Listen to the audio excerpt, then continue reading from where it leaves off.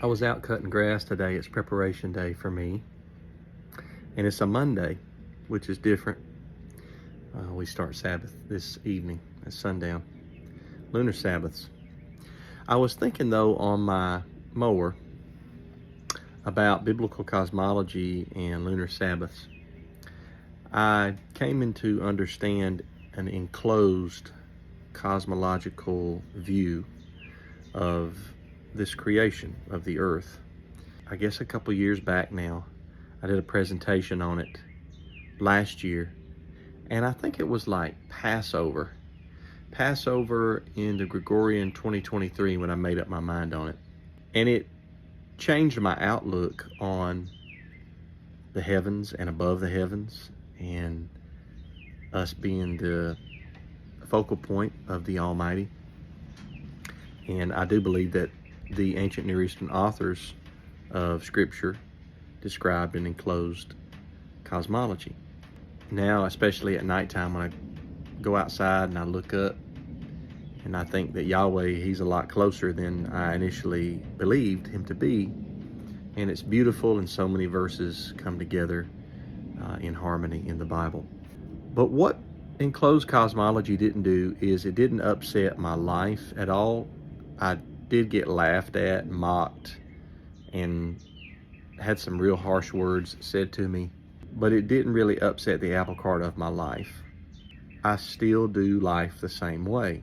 So whether I believed in heliocentricity or geocentricity, whether I believed that we, as the earth, were a spinning ball traveling at thousands of miles per hour, this way and this way at the same time, or if I just believe that we were fixed, the sun, moon, and stars are inside the firmament, it didn't change the way that I lived, practically.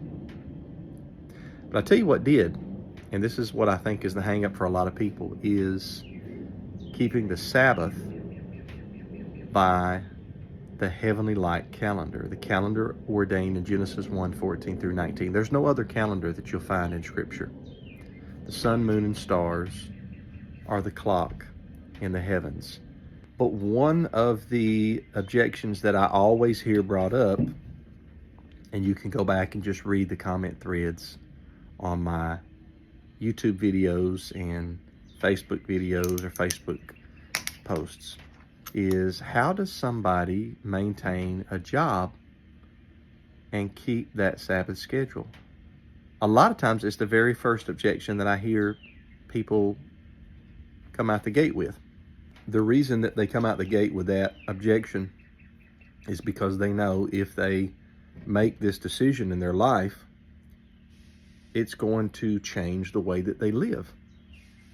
It's like when we first were introduced with the idea that eating pork was a sin.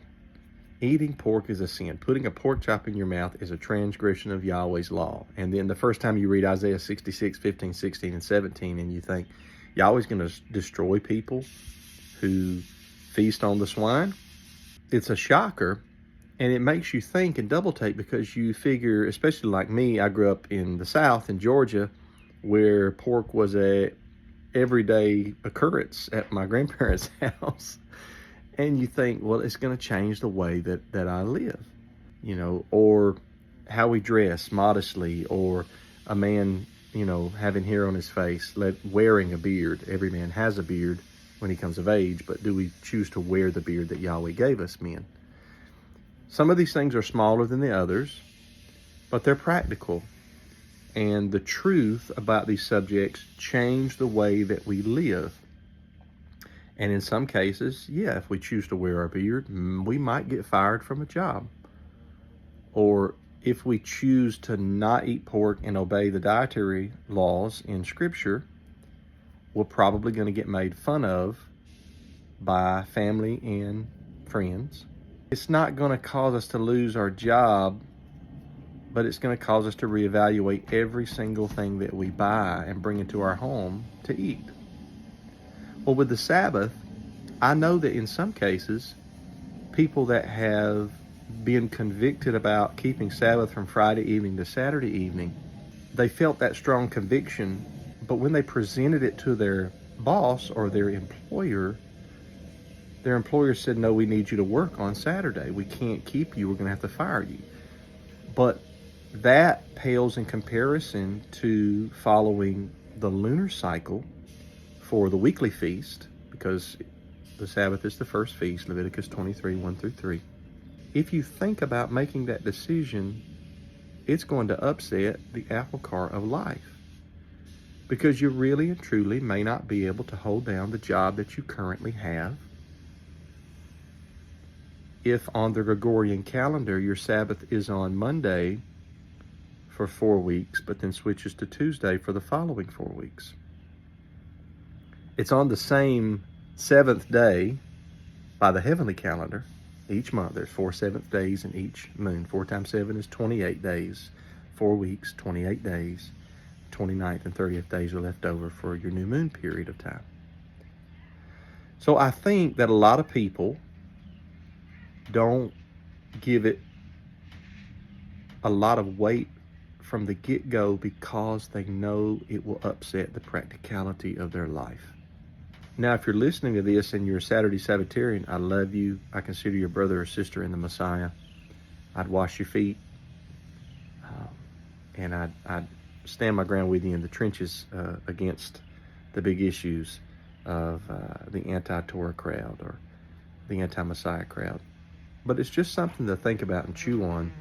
I've heard a lot of immediate responses be, what am I going to do about my job? Or, why would Yahweh give us something so difficult? And the word difficult slips out just because we're still tied down to the commercialized worldly schedule when it comes to our Sabbath day. I think that it's just as clear that the weekly Sabbath has to be by the heavenly calendar, the heavenly light calendar. It's just as clear as enclosed cosmology. But enclosed cosmology is accepted by a lot more people because it doesn't challenge their life practically. It doesn't upset their life. This does.